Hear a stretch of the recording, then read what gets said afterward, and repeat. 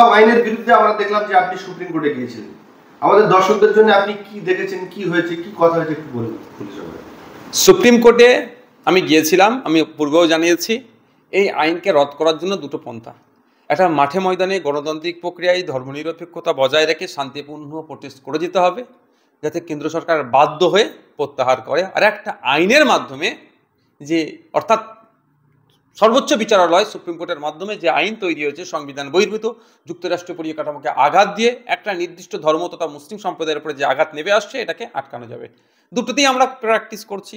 আমরা গণতান্ত্রিক প্রক্রিয়ায় মাঠে ময়দানে শান্তিপূর্ণ আন্দোলন করছি, যদিও আমাদের আন্দোলনে ভাঙড়ে পুলিশ ইচ্ছাকৃতভাবে তৃণমূল কংগ্রেসের সহযোগিতা নিয়ে হিংসা ছড়িয়েছে, সেই নিয়ে আমরা কাউন্টার আইনি পদক্ষেপ আমরা নেব।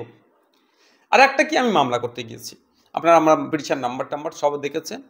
প্রথম দিন আমি যখন ঢুকেছিলাম, প্রায় 2.5 ঘন্টা কেন্দ্র সরকারের পক্ষ থেকে যারা আইনজীবী ছিলেন এবং আমাদের পক্ষ থেকে যারা বিভিন্ন যারা পিটিশনার, তাদের পক্ষে আলোচনা অনেক হয়েছে। দ্বিতীয় দিনও আলোচনার পরে দুটো জিনিসের ওপরে এক প্রকার স্টে হয়েছে।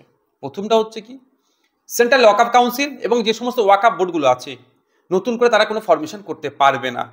যে অভিযোগটা রাখা হয়েছিল যে ইচ্ছাকৃতভাবে ওই সেন্ট্রাল ওয়াকফ কাউন্সিল বা বোর্ডে ভিন্ন ধর্মের মানুষ ঢুকিয়ে, যেটা শুধুমাত্র মুসলিম ভাবেকে আঘাত দিচ্ছে না, যে দ্য রিলিজিয়াস এন্ডোমেন্ট অ্যাক্ট যেটা আছে 1863, সেটাকে যেমন আঘাত দেওয়া হচ্ছে, এবং বিভিন্ন ধর্মীয় সম্পত্তিগুলোকে, মন্দির, মসজিদ, গির্জা বা এই ধরনের যেগুলো রিলিজিয়াস এন্ডোমেন্ট আছে, সেখানে বলা আছে, যেমন দ্য উত্তরপ্রদেশ কাশী বৈষ্ণব টেম্পল অ্যাক্ট 1900 কত সালে তৈরি হয়েছে, ওখানে সরাসরি বলা আছে অহিন্দু ওই বোর্ডে থাকতে পারবে না।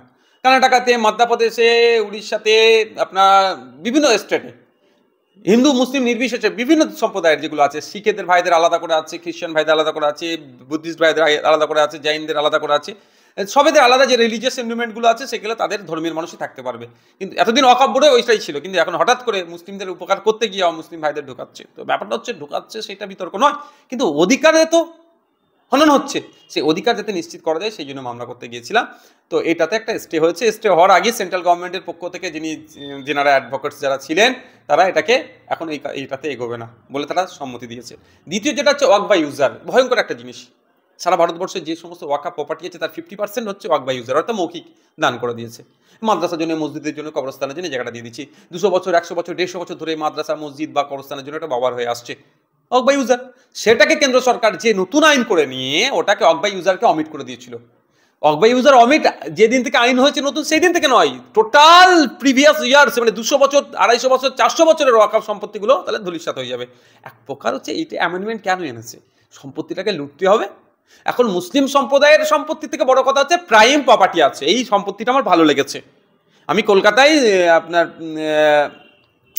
কেশিদাসের পাশে এই জায়গাটাকে আমাকে পছন্দ করেছে, নিতে হবে। জায়গাটা কাদের? ওয়াকফ প্রপার্টি। এখানে ওইরকমভাবে নেওয়া যাবে না, নিলে অসুবিধা আছে, আইন করে নেবো আমি ঘুরিয়ে। তো কালকে যদি কেশিদাসের পাশে একটা দেবত্ব সম্পত্তি এদের নজরে পড়ে, আমার তো মনে হয় এরা এইটাই করবে, আইন পরিবর্তন করবে। শিখ ভাইদের গুরুদুয়ারার কোনো সম্পত্তি থাকলে যদি পছন্দ হয় তো ওটা করতে পারে, এদের বিশ্বাস এটা জমি হাঙর।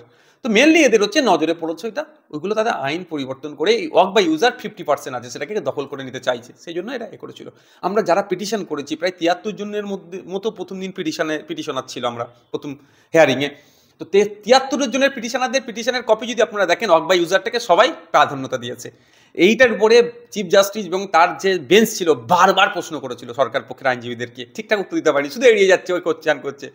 তো ওয়াকফ বাই ইউজারকে ফার্দার যে আমাদের ডেট যেটা আছে ওই পর্যন্ত, অর্থাৎ স্টে হচ্ছে, এটাকে এগিয়ে যাবে। তো এই দুটো ডেভেলপমেন্ট হয়েছে। এখন যেটা প্রশ্ন আমি বলবো, যে এই দুটো ডেভেলপমেন্ট হয়েছে মানে যে আপনি ঘরে বসে থাকবেন, এরকম নয়। এটা ভালো করে আমার কথাটা শুনবেন, যারা দর্শক বন্ধু আছে তাদের উদ্দেশ্যে বলবো, ডেভেলপমেন্ট হয়েছে আইনি লড়াই। মাঠে ময়দানে লড়াই কিন্তু থেকে পিছপা হয়ে গেলে হবে না, এটা মাথায় রাখবেন। তবে হ্যাঁ, মাঠে ময়দানে লড়াইটা শান্তিপূর্ণ গণতান্ত্রিক প্রক্রিয়া হওয়া চাই। কারণ মাঠে ময়দানে থাকতে এই জন্যই বলছি, সেই মাথাটাও কেন দিল্লি পর্যন্ত দেখতে পাই যে কতজন রাস্তায় আছে। হ্যাঁ, রাস্তায় আছে যেমন দিল্লিকে দেখানো হবে, ঠিক একইভাবে রাস্তায় থেকে যদি কেউ অশান্তি করার চেষ্টা করে, তাহলে দিল্লিতে খারাপ রিয়াকশন যাবে, এটা মাথায় রাখতে হবে। এটা হতে পারে আপনাদের মিটিং মিছিলে ঢুকে হিংসা করিয়ে বিজেপির সুবিধা করাতে পারে কেউ। আপনার মিটিং মিছিলে নামছেন, আপনি অন্যায়ের বিরুদ্ধে রাস্তায় নামছেন, আপনার অন্যায় সংগঠিত করবেন না, আমাদের বিশ্বাস এটা। কিন্তু আপনাদের সজাগ থাকতে হবে। যেমন ভাঙড়ে শান্তিপূর্ণভাবে আসছিল, বাসন্তী হাইওয়ের ওপর থেকে তারা তাহলে কলকাতায় মিছিলে যোগদান করবেন, বাবা সাহেব আম্বেদকরের জন্মদিন উদযাপন করবেন এবং ওয়াকফের বিরুদ্ধে প্রতিবাদ মিছিলে অংশগ্রহণ করবেন, সেখানে বিনা প্রয়োজনে লাঠিচার্জ করে মাথা ফাতা ফাটিয়ে দিল, এই ধরনের করবে কিন্তু আমি অনুরোধ করছি ভিডিও করে রাখবেন, এর বিরুদ্ধে আইনত ব্যবস্থা নেওয়া যাবে। কিন্তু আপনাদের লক্ষ্য রাখতে হবে, এই যদি হিংসার খবর তৈরি করাতে পারে এরা, তাহলে এটা দিল্লিতে এটা ব্যাড ইফেক্ট করবে। সুতরাং দুটো ডেভেলপ হয়েছে, মানে এই নয় যে আপনারা বিশাল কিছু জয় হয়ে গেছে, এটা এটা অনেক বাকি, আইনি লড়াই অনেক বাকি, মাঠে ময়দানের লড়াই বাকি। আইনি লড়াই আমাদের অ্যাডভোকেটরা লড়বেন, আর মাঠে ময়দানের লড়াইটা আমাদেরকে লড়ে নিতে হবে গণতান্ত্রিক প্রক্রিয়ায়, ধর্মনিরপেক্ষতা বজায় রেখে এবং গণতান্ত্রিক প্রক্রিয়াতে। আর একটা কথা, এইটা অনেকে গুলিয়ে দেওয়ার চেষ্টা করছে, এটা হিন্দু ধর্মের ব্যাপার নয়, এটা মুসলমানদের শুধু সমস্যা বলে। দেখুন একটা কথা বলি, পার্লামেন্টে দুটো কক্ষে যে ভোট হয়েছে, অর্থাৎ ওয়াকফ সংশোধনী বিলের বিরুদ্ধে যারা ভোট দিয়েছিলেন তাদের মধ্যে 90% কিন্তু নন মুসলিম ভাইরা, হিন্দু সমাজ, শিখ, জৈন, বিভিন্ন ধর্মের মানুষ আছে, তারাও কিন্তু এই সংশোধনী আইনকে তারা পছন্দ করেনি বলে তারা ভোট দিয়েছে।